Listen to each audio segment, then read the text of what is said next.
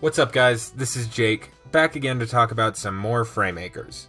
I know I was critical of assists in my initial reactions video, but now that I've had more time to think on it, I feel like the concept has a lot of potential for creative and unique team building. However, beyond that, it also has the potential to represent more and more games, characters, and franchises in gameplay than pretty much any other indie platform fighter.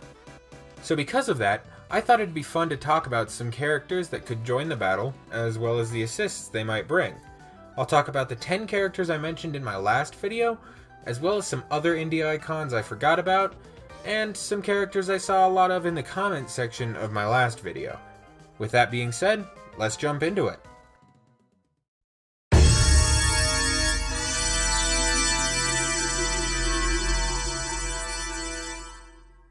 I figured I would go in reverse order this time. So, to start, if we do end up seeing Gunvolt content in Fraymakers, Copen is most likely going to be the assist.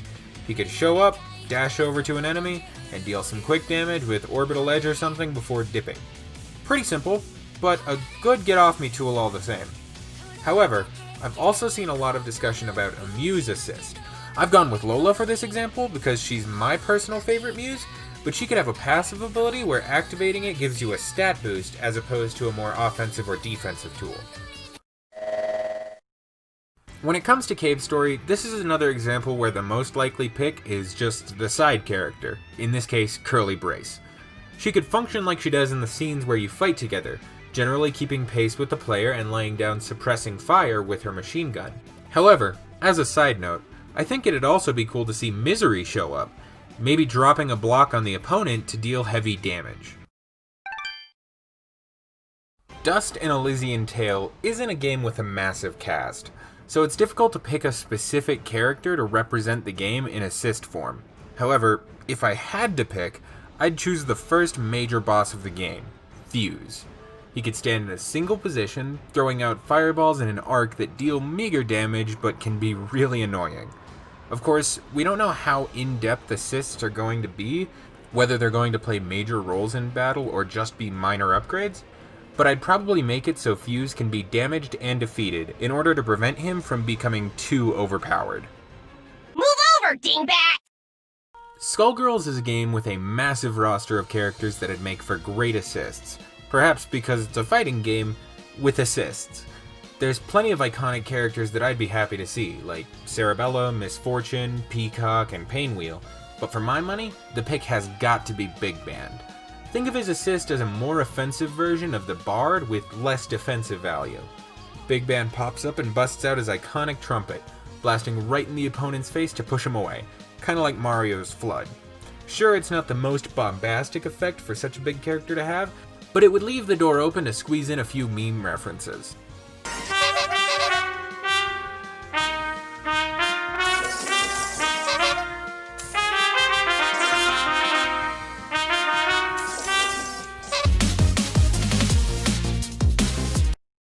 Now, Double Cross is a game with a massive cast of characters that'd fit this role perfectly, but the one I've chosen is pretty plot relevant, so if you haven't beaten it, this is your last chance to skip before I spoil a major antagonist. Are we good? Okay. I'd love to see Freya Granalva show up. She's a really cool character with a really cool design, and her gimmick wouldn't be all that difficult to imagine. She'd throw about a ball of orange goop at whichever player summoned her, increasing their mobility by a significant margin.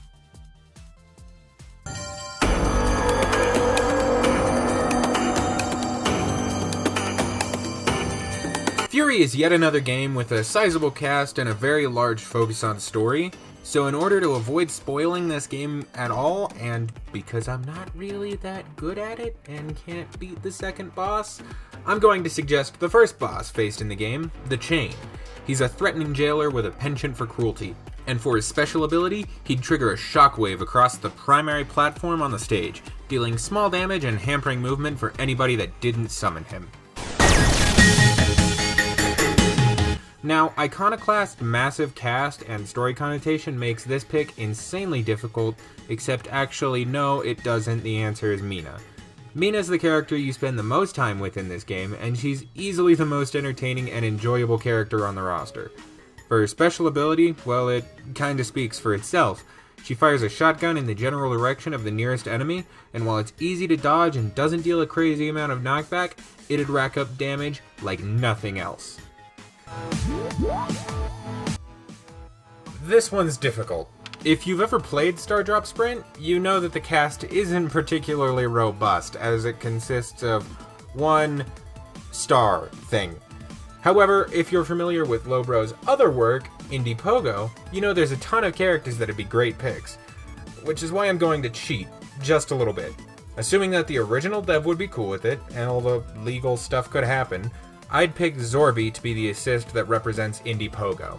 He's a super unique character, and he's well loved by the IndiePogo community, and his gimmick wouldn't be like much else.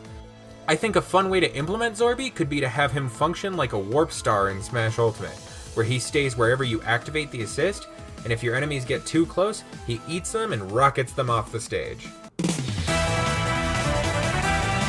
Of course, Rivals of Aether has a lot of characters that would be cool, exactly 12 of them, but for my money, I'd choose Forsburn. Now, I know it's not exactly the obvious pick, but he's a really cool character that could have an interesting effect, setting down a smoke screen to cloak the player's movement. That's something you wouldn't normally see, and Forsburn could bring that to the table, so I'm all for it.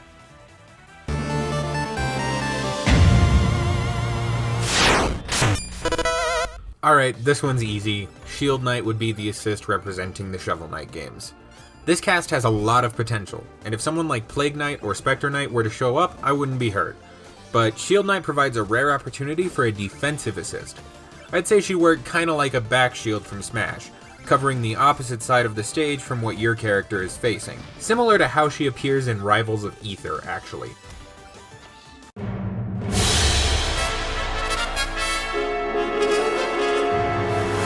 While pretty much any of Shantae's friends could be a fun pick, I'd say Roddy Tops could actually be the most interesting, throwing her head at the opponent to deal chip damage, kind of like Olimar's Pikmin in Smash.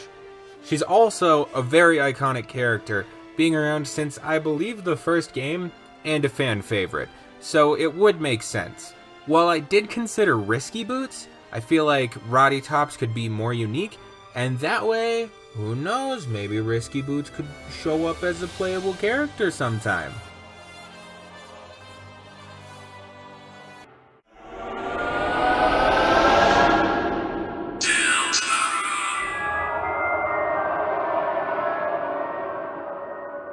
Hey, so this is another one where the footage I use kinda spoils the game, and while I highly doubt there's anybody watching this video that hasn't played Deltarune but cares about the ending of Deltarune, I don't want to be the guy that ruins it for you, so spoiler warning, I'll tell you where to go on the time bar on screen. Don't say I ruined it for you. That is all. Alright, so Undertale is another franchise that I've seen mentioned a lot. Like a lot. And while I wouldn't be hurt by a Sans cameo, I actually think it'd make more sense to rep Deltarune, what with it being the new hotness and all that. Because of that, I'd choose Ralsei as the assist rep, with him using Pacify to put an enemy to sleep temporarily. It'd probably have a puny sweet spot in order to make sure it's not too broken, but it could be fun. A brawl is surely brewing. Alright, so I haven't played Cuphead, as you can tell from this stellar gameplay footage, but if I had to choose an assist, I'd probably go with one of the game's major antagonists, King Dice or the Devil. I won't lie, I really don't know what they'd do, but they'd be more unique than, like, Mugman, and that'd be pretty cash money. Plus, it never hurts to get more villains. I really like villains in platform fighting games.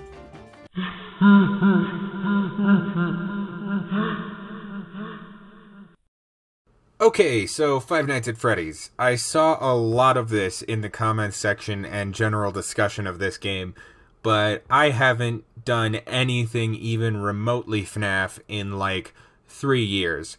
So I'm gonna go old school. If I had to pick an assist, I would choose Balloon Boy from FNaF 2.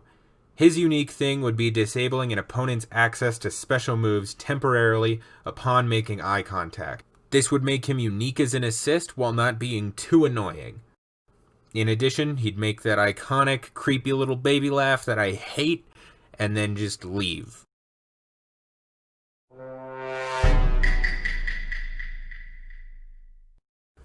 Okay, so this is probably the dumbest one yet, but here we go. The Imposter as an assist could be sick as hell. I'd make it function like Guile from, you guessed it, Smash Ultimate. The way it'd work is that upon getting activated, the Imposter would leap into a vent and seemingly disappear. However, when the enemy player steps within a certain distance of the Imposter's activation point, he'd pop out and perform one of 3 attacks based on the kill animations from the game. Turn the player around and shoot him, turn the player around and stab him 3 times, or turn the player around and javelin him with that weird tongue thingy. They'd all be functionally the same knockback, same damage, same launch angle, they'd just be a way to represent the game in more ways. And that's that. 16 assists that'd be cool to see in Fraymakers. I'm not saying MacLeod needs to hire me, I'm just saying that it would be a fantastic idea for them to hire me. On a more serious note, last video blew way the hell up. Honestly, I was amazed. It's already become my most watched video ever, and my first video to hit 1,000 views. I just gotta say thank you. The outpour of engagement and support means a lot to me, and I appreciate all of you guys for watching my stuff and subscribing if you have. In the original script for this video, I was going to say that it would be cool if we could hit 50 subs before the end of the year, but now that we're 2 off, it feels kind of unnecessary. So just please consider liking, subscribing if you haven't, ring the bell. My Twitter's in the description. I need to thank 2 Let's Players for letting me use their footage, IndieJames and WishingTikal. The footage for Iconoclasts and Dustin Elysian Tale came from 2 points that I didn't want to play through on my own footage, and they were kind enough to let me borrow theirs, and I want to say thank you. Their YouTubes will be in the description, so will their Twitters. Go like and follow and subscribe if you enjoy Let's Play content. And that's about that. I'll see you guys later. Bye.